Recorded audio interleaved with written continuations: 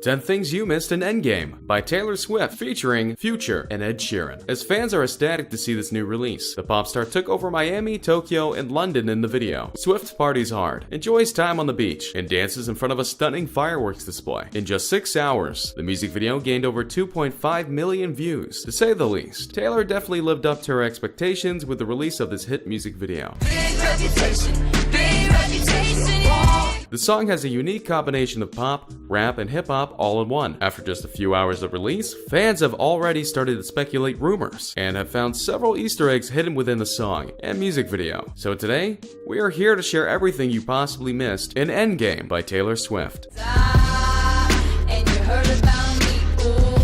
We have some insane things to reveal in this video that you all are definitely not going to want to miss. So be sure to watch this video all the way through to soak in all the information. Also, be sure to leave a like on the video before we get into it, and subscribe to our channel to never miss a single upload. But with that being said, let's jump right into this list. The first thing you may have missed while watching and listening to Endgame is the number 13. You may be asking, what is so significant about 13? I thought it was an unlucky number. Well, Taylor Swift actually hid the number 13 throughout the entire video. The subliminal message is portrayed by Swift through the music video. What makes this one different is that in her lyrics, Taylor Swift never talks about the number 13, but in the music video, it's definitely presented many times. However, the 13s may be very hard to spot. An example of Taylor showing the number 13, on the radio, she's on station number 13. Also, the license plate of this car is number 13. Another example of 13 is when Swift is shown playing a handheld video game. In this game, a snake shows on the screen, and Taylor is coincidentally on level 13. There are more examples of Taylor hinting at 13 in this video, but let's break it all down and talk about what 13 means to Taylor Swift. If you all didn't know, her Twitter handle is Taylor Swift 13, and she even writes the number on her band-aids and hands. So what does she have to do with the number? Not only is December 13th, 1989 her birthday, but it also turns out the number has a special significance to her career. In an interview with Swift, she states that, "I paint this on my hand before every show because 13 is my lucky number, for a lot of reasons. I was born on the 13th, I turned 13 on Friday the 13th, my first album Taylor Swift went gold in 13 weeks, my first song had a 13-second intro. Every time I've won an award, I've been seated either the 13th seat, the 13th row, the 13th section, or row." So as you can tell, the number 13 shows up a lot in Taylor's life. It's interesting because typically 13 is seen as an unlucky number, but I guess this is the opposite for Swift. So as we talked about in the last spot on our list, our next one comes from the Snake game Taylor is playing on level 13. While it may seem like nothing to many people, this game has a very important message that Swift is giving off. In the current generation, Snake is someone who talks behind one's back, or turns on a certain person or group. In Endgame, Taylor Swift, Future, and Ed Sheeran all sing about snakes in their lyrics. This all started after Taylor was frequently called a snake on Twitter and other social medias from popular celebrities. Swift's ex, Harris, called her a snake on social media, then Kim Kardashian did. Then the internet started to bombard her social media platforms with the snake emoji. This all blew out of proportion, as Taylor was pretty much teased and harassed over nothing. In Endgame, Swift decided to fire back and let people know that she's not a snake. In fact, she's been snaked many times. This is what these messages are trying to give off. While we are not entirely sure who Taylor is throwing shade at, we can conclude that Taylor has multiple problems with snakes in her life right now. Some people also believe that Taylor may be teasing herself for being named Queen of Snakes and letting people know that these words don't affect her. All in all, if you missed the snake message in the song, there you go.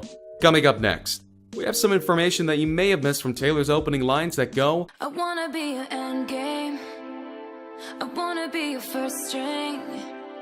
I wanna be your A-team. I want to be your endgame. I want to be your first string. I want to be your A-team." Swift uses a sneaky chess reference to talk about what she wants to state in these lines. She also relates to the word sports in these lines. In the game of chess, an endgame is a planned final outcome, in which Taylor wants the guy to do what it takes to be with her. In sports, the first string consists of players that start the game and play most of the time. Taylor wants to let this guy know that she wants to be his first string, or his number one priority. In recent times, first string has been used to describe a couple on a TV show or a book that stays together. And finally, the A-Team reference, which actually has several meanings. The A-Team was an 80s TV show that covered the lives of 4 members of the US Army that were put behind bars for false accusations and ended up escaping and working together till the end. Taylor wants a guy who will stick with her like the A-Team till the end. Also, with Ed Sheeran as a vocalist, it's important to note that his The A-Team song, released in 2011, talks about love, and this A-Team reference may be another metaphor for Taylor's desire of love. For our next spot on this list, we have some information that you may have missed from Ed Sheeran's first line in this verse. I was young, we connected when we were a little bit older. Knew her when she was young, reconnected when we were a little bit older. While these lyrics may seem like nothing, it actually does have some importance behind it. As a lot of you may know, Ed often sings about his love life, and considering this song has a lot of love references, that is exactly what Ed is talking about. But who is he singing about here? Well, Ed and his girlfriend, as of this song's release, Cherry Seaborn, are old school friends. They both attended Thomas Mills High School in Framlingham, Suffolk. Ed states that he's knew his girlfriend since he was young, which is definitely true as they both went to the same high school. However, the two have never seen each other since high school, and just a few months ago began talking again. It's crazy to think that Ed has kept his high school love for so long. Not only is this line a hidden message that Ed Sheeran wants to give off, but it also contains some background information that a lot of people may have not known about this pop singer. He made sure to put this line first in his verse to show the significance of his girlfriend. Next up, we have a message you may have missed in the line by Ed Sheeran after the storm. Something was born on the 4th of July. As you all probably know, definitely know, the 4th of July is a national holiday in America to celebrate independence. Taylor Swift often holds elaborate parties with her famous friends. But what was the storm? And what was born during this holiday? Believe it or not, Taylor Swift was the reason that Ed and his girlfriend got back together after so long. Ed Sheeran attended Swift's 2015 4th of July party with his now girlfriend Cherry Seaborn, and it became their first official date. In an interview, Sheeran stated that, well, our anniversary is her 4th of July party. It was around then, and we reconnected. I went on tour again, and then I went to Taylor's 4th of July party. I was texting Seaborn, and she was like, I'm in Rhode Island at a 4th of July party. And I was like, so am I. I kind of said that Taylor can invite one of my old schoolmates. The rest is history. The storm he is talking about in these lyrics is implying that the two had some troubles in the past, or storm of emotion, troubles, and more. However, after this storm, Ed and Cherry are happy, and the 4th of July is what ended it all. A lot of you probably didn't know that Taylor was the reason Ed and his girlfriend got together again, but this line gives it all away, as it's clear what Ed Sheeran is talking about. In the song coming from Ed Sheeran that you all may have missed coming from the line, 4 words on the tip of my tongue, I'll never say. With 4 words on the tip of my tongue, I'll never say it. While it hasn't been confirmed, many fans believe that these 4 words are, will you marry me? And obviously, you all know who Ed is talking about marrying in this line. However, will you marry me may be completely opposite of what Ed Sheeran is stating in this line. As he sings after this, I'll never say it. So why would he never marry this girl he seems to love so dearly? What other speculations say it is, it's worth noting that some phrases in the pre-chorus that follow the verse have 4 words. I don't want to be. Just another ex-love. You don't want to see. I just want to be. You all over me. It could most definitely be one of these references too. Personally, I think none of these are what Ed is trying to say in the line, because I feel that he wants to keep his listeners puzzled on the edge of their seats. But let us know down below what you think the line means. Is Ed talking about marriage, breakup, or something completely different? We'd love to hear your opinions on this line, so make sure to leave a comment with your thoughts. Once again, this line goes, with 4 words on the tip of my tongue, I'll never say it.